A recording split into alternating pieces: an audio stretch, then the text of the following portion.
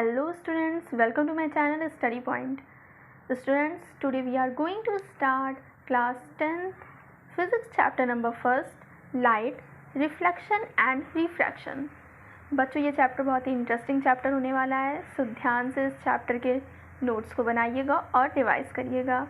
ये चैप्टर थोड़ा डिफ़िकल्ट लगता है बच्चों को, बट मैं आपको गारंटी देती हूँ कि जब आप इस चैप्टर के नोट्स बहुत ही ध्यान से बनाएंगे और मैं जो पढ़ा रही हूँ उसका एक एक कॉन्सेप्ट को अच्छे से समझेंगे तो ये चैप्टर आपके लिए बाएं हाथ का खेल हो जाएगा।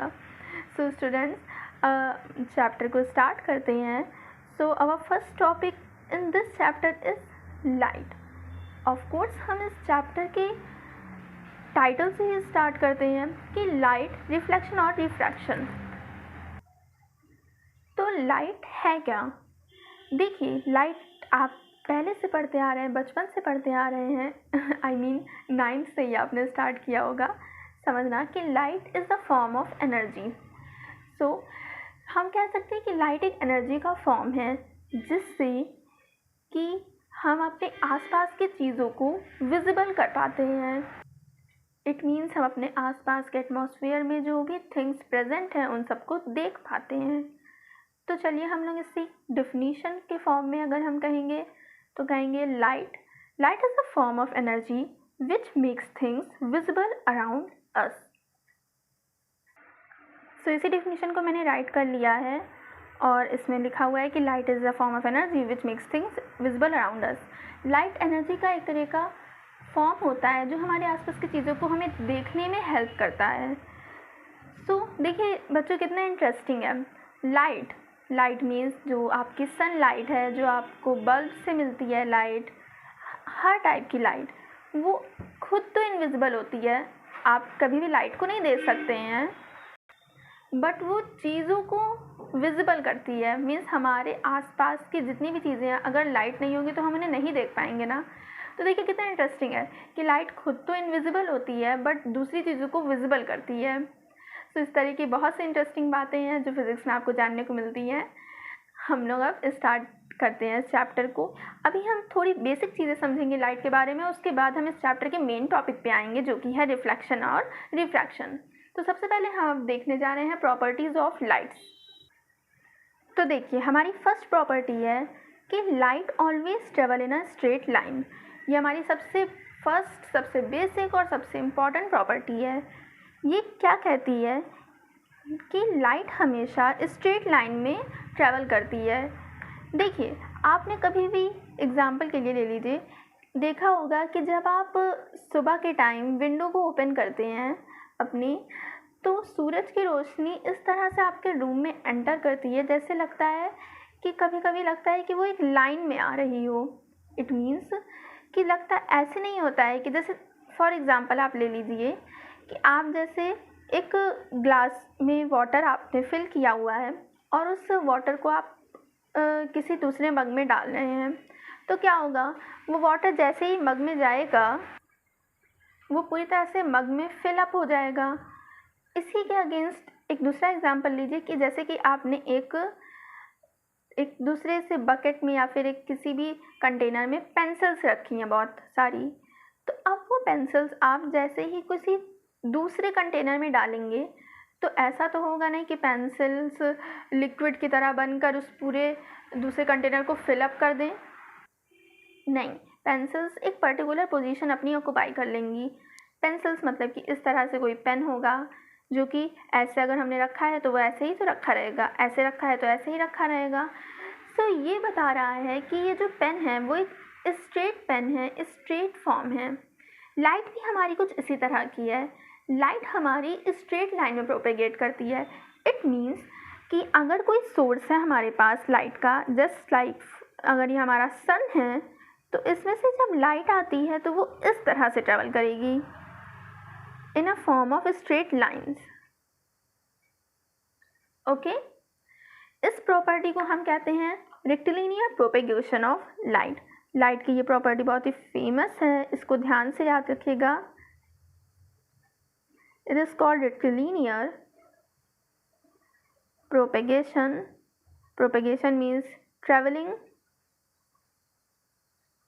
of light.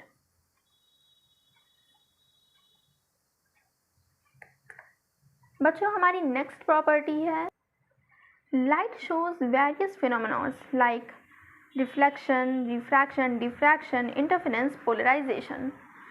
लाइट हमारे बहुत डिफरेंट तरह के फिनोमेनॉस को शो करती है।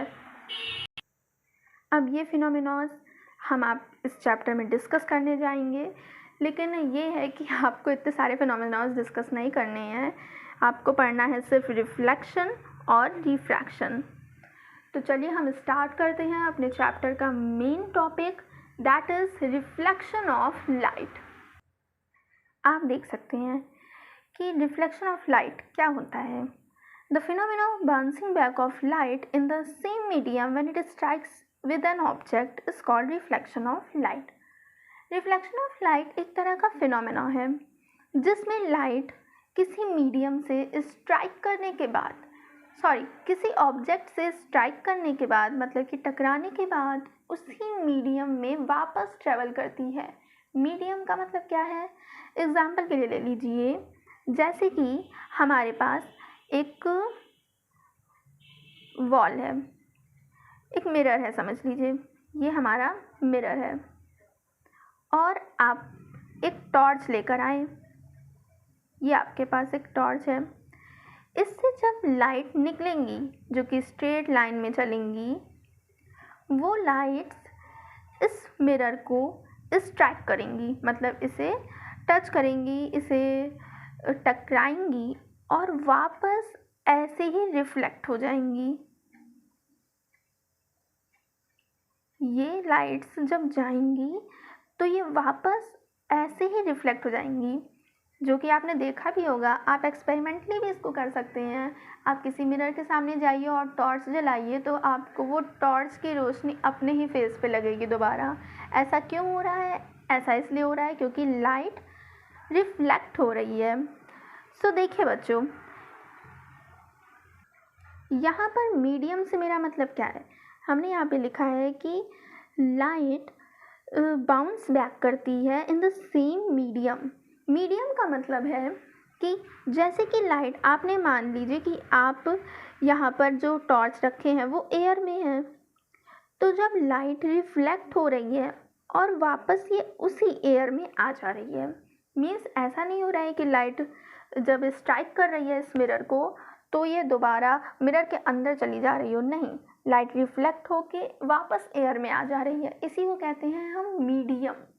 मीडियम होता है कि अगर कोई भी कोई इंटरफेस है, जैसे कि ये हमारा एक इंटरफेस है, ये दो तरीके के मीडियम्स को सेपरेट कर रहा है। एक मीडियम हो गया एयर और एक मीडियम हो गया मिरर के अंदर का मटेरियल। सो हमारे पास डिफरेंट टाइप्स के मीडियम होते हैं, इसके बारे में हम आगे बात करेंगे कि मीडियम क्या होता है, पर इससे पहले आप ये समझ लीजिए कि रिफ्लेक्शन ऑफ लाइट यही है, bouncing back of light means light का दोबारा रिपीट होके वापस आ जाना जिस पाथ से वो गई थी, पाथ नहीं हम कह सकते, जिस मीडियम से वो गई थी। मीन्स अगर वो आपके रूम, आप जैसे बैठे हुए हैं किसी रूम में, आप उस रूम से किसी लाइट को पास कर रहे हैं, वो किसी मिरर को स्ट्राइक करेगी और वापस आपके रूम में आ रही है, तो ये हो गया लाइट का सेम मीडियम में ट्रेवल करना। So this is called reflection of light. यहाँ पर बच्चों देखिए मैंने एक पॉइंट लिखा है कि every object reflects light irrespective of its shape, size and colour. Means हर तरीके के ऑब्जेक्ट होते हैं, ज़रूरी नहीं है केवल मिरर ही लाइट को रिफ्लेक्ट करेगा, नहीं, हर तरह का ऑब्जेक्ट, चाहे वो एक ट्री हो, चाहे वो आप खुद हो, चाहे एक ह्यूमन बीइंग हो, चाहे एक लिविंग थिंग हो, वो एक नॉन लिविंग थिंग हो, हर चीज़ लाइट को रिफ्लेक्ट करती है। और मज़ेदार बात ये है कि ये रिफ्लेक्शन ही है जिसके कारण हम अपने आसपास की थिंग्स को देख पाते हैं। क्यों, क्या होता है, चलिए हम इस फिनोमेना को आपको अच्छे से एक्सप्लेन करते हैं। तो देखिए, मान लीजिए ये हमारी आई है, बहुत बड़ी है पर इतनी बड़ी नहीं होती है, ये सिर्फ आपको समझाने के लिए है। ये हमारी आई है और ये एक बॉक्स है, एक कोई भी ऑब्जेक्ट है। तो क्या होता है, जब लाइट, समझो ये सोर्स है आपकी लाइट का, अब ये आपका सन भी हो सकता है, कोई एक्सटर्नल सोर्स हो सकता है, कोई बल्ब हो सकती है, कुछ भी हो सकता है। तो जब ये लाइट का सोर्स लाइट को इस तरह से फॉल करती है जब ऑब्जेक्ट पर, तो ये लाइट रिफ्लेक्ट होती है और ये हमारी आइज़ तक पहुंचती है। देखिए, कोई भी ऑब्जेक्ट से थाउजेंड्स मिलियंस ऑफ रेज निकलती हैं। कैसे निकलेंगी? अब ये हमारी जो सन है या फिर जो भी सोर्स है लाइट का, ये बहुत सारी रेज को एमिट करता है। रेज क्या होती है? लाइट की एक सिंगल प्रोपेगेशन का पाथ रे कहलाता है। लाइट की डायरेक्शन ऑफ प्रोपेगेशन को हम डिफाइन करने के लिए रे का यूज़ करते हैं। सो देखिए, लाइट की जो हमको इसकी डायरेक्शन बतानी थी, तो मैंने एक लाइन ड्रॉ की, ये हमारी रे हो गई। तो देखिए, हमारा जो सोर्स होता है लाइट का, वो थाउजेंड्स ऑफ रेज को एमिट करता है, थाउजेंड्स नहीं मिलियंस ऑफ रेज एमिट करता है, और उनमें से कुछ रेज किसी एक पर्टिकुलर ऑब्जेक्ट को स्ट्राइक करती है और हमारी आइज़ तक पहुंचती हैं। ज़रूरी नहीं है कि सारी रेज हमारी आइज़ तक पहुंच ही रही हों। बहुत सी रेज होंगी जो ऑब्जेक्ट को स्ट्राइक करके ऐसे चली जाएं। तो जो रेज हमारी आइज़ तक नहीं पहुंच रही हैं, वो इस ऑब्जेक्ट को दिखने में हमें मदद नहीं करेंगी। इट मीन्स हम ये ऑब्जेक्ट तभी देख पा रहे हैं क्योंकि इसमें से कुछ, इस लाइट सोर्स से कुछ रेज हैं जो कि इस ऑब्जेक्ट को स्ट्राइक कर रही हैं और वो हम तक पहुंच रही हैं। वो पर्टिकुलर रे हम तक पहुंच रही है जो इस ऑब्जेक्ट को, जिस पोर्शन को स्ट्राइक कर रही है। एग्जाम्पल के लिए ले ही लीजिए कि आपके सामने अगर कोई भी चीज़ रखी हो, जैसे कि कोई बुक ही रखी हो अगर आपकी, तो आप उस बुक का फ्रंट साइड देख पा रहे होंगे, बैकवर्ड साइड तो नहीं देख पा रहे होंगे। तो ऐसा क्यों है? क्योंकि जो लाइट है वो उसके फ्रंट कवर पे पहुंच रही है। जैसे एग्जांपल आप इसी नोटबुक का ले लीजिए, लाइट जो है वो इस नोटबुक को स्ट्राइक कर रही है और कैमरे तक जा रही है, फिर वो आप उसको सीन कर रहे हैं। लेकिन अब इसके पीछे वाला पोर्शन या फिर इसके अपर पोर्शन तो आप नहीं देख पा रहे हैं। ऐसा क्यों? ऐसा इसलिए क्योंकि जो लाइट स्ट्राइक कर रही है वो इस पे जो फॉल कर रही है लाइट, वो तो कहीं ना कहीं रिफ्लेक्ट हो रही है, बट वो इस कैमरे के पॉइंट मीन्स कैमरे के अंदर नहीं आ रही है। सो इसका मतलब यही है कि सारी रेज रिफ्लेक्ट होकर हमारी आइज़ तक नहीं पहुंचती हैं। जो रेज हमारी आइज़ तक पहुंचती हैं वही रिस्पॉन्सिबल होती हैं इमेज के फॉर्मेशन के लिए या फिर उस ऑब्जेक्ट को विजिबल करने के लिए। चलिए, तो अब हम इस चैप्टर के नेक्स्ट सेकंड टॉपिक पर, जो कि इम्पॉर्टेंट है, मोस्ट इम्पॉर्टेंट है इनफैक्ट, उस पर चलते हैं, और वो है laws of reflection of light. So जो रिफ्लेक्शन हमने आपको फिनोमेना बताया है कि रिफ्लेक्शन होता है, तो ये रिफ्लेक्शन होता क्या है ये तो मैंने एक्सप्लेन कर दिया कैसे होता है। तो ये रिफ्लेक्शन का फिनोमेना बहुत सारे एक्सपेरिमेंट्स करने के बाद, रिसर्च करने के बाद साइंटिस्ट ने बताया कि रिफ्लेक्शन प्रोसेस 2 लॉज को सेटिस्फाई करता है। क्या है वो 2 लॉज? तो फर्स्ट हमारा लॉ है, वो है angle of incidence is equals to angle of reflection, and the second law is the incident ray, the normal ray and the reflected ray lie on the same plane at the same point. First law आपका ये कहता है कि जो the incident ray, the reflected ray and the normal to the mirror at the point of incidence all lie on the same plane at the same point. देखिए, आपको English में नहीं समझ में आया होगा कुछ भी, हमको पता है। देखिए, हम आपको बताते हैं। इस लॉ को समझने से पहले कुछ टर्म्स को जानना ज़रूरी है, जैसे कि ये है, समझिए, आपका रिफ्लेक्टिंग सरफेस।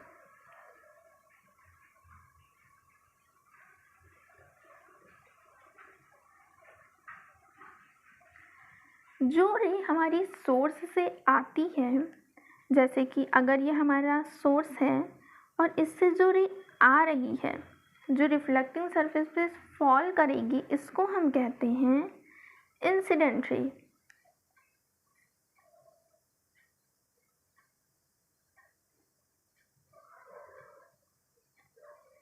और जब ये इस रिफ्लेक्टिंग सरफेस पे फॉल करती है, उसके बाद ये जब रिफ्लेक्ट होती है तो इस रे को हम कहते हैं रिफ्लेक्टेड रे।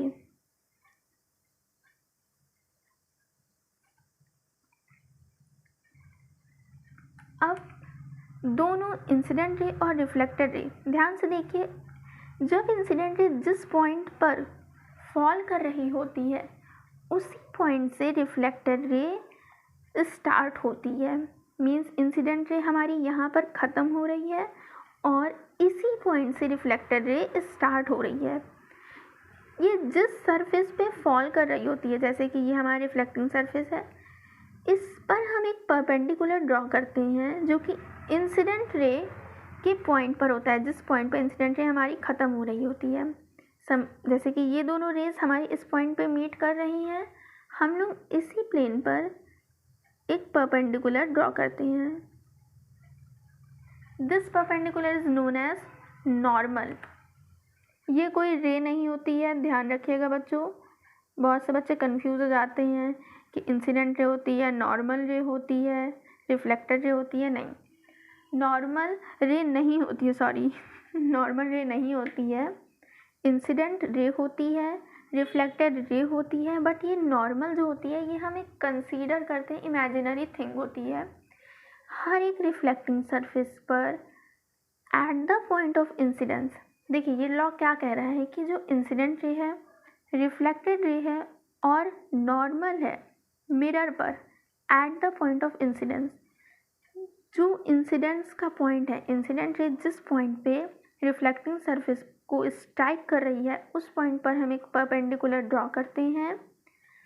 इस रिफ्लेक्टिंग सरफेस के परपेंडिकुलरली हम एक लाइन ड्रॉ करते हैं, उसको हम नॉर्मल कहते हैं। ध्यान रखिएगा, नॉर्मल कोई रे नहीं होती है। और ये जो नॉर्मल होती है और रिफ्लेक्टेड रे जो होती है और इंसिडेंट रे जो होती है, ये सभी एक पॉइंट पर आपस में मिलते हैं। All lie on the same plane, एक ही प्लेन सरफेस पे मिलते हैं और सेम पॉइंट पर मिलते हैं। यही हमारा फर्स्ट लॉ कहता है। देखिए बच्चों, हमारा सेकंड लॉ है लॉ ऑफ रिफ्लेक्शन का, वो है angle of incidence is equal to the angle of reflection. मैंने इसको मोस्ट इम्पॉर्टेंट लॉ भी मार्क करके रखा है। क्यों? क्योंकि ये लॉ हमें बहुत सारे न्यूमेरिकल्स में इसका यूज़ काम आने वाला है। तो ये क्या कह रहा है कि एंगल ऑफ इंसिडेंस इक्वल होता है एंगल ऑफ रिफ्लेक्शन के। इसको समझने के लिए आपको पहले समझना पड़ेगा कि एंगल ऑफ इंसिडेंस क्या होता है और एंगल ऑफ रिफ्लेक्शन क्या होता है। मैं ऊपर वाले फिगर से ही समझा दूँ। चलिए अच्छा दूसरा फिगर बनाते हैं। ये हमारा रिफ्लेक्टिंग सरफेस है, अब बार बार लिखेंगे नहीं हम, और ये हमारा सोर्स है। तो देखिए, ये जो सोर्स से लाइट आएगी वो क्या कहलाएगी? Incident ray.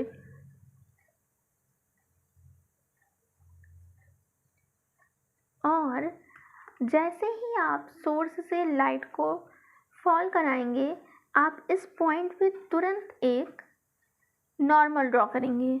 नॉर्मल मीन्स ये रिफ्लेक्टिंग सरफेस के परपेंडिकुलर एक लाइन जो कि इंसिडेंट पॉइंट ऑफ इंसिडेंस से टच करे। ये हमारी नॉर्मल हो गई। और इसी पॉइंट से हमारी एक नई रे निकलेगी जो कहलाएगी रिफ्लेक्टेड रे।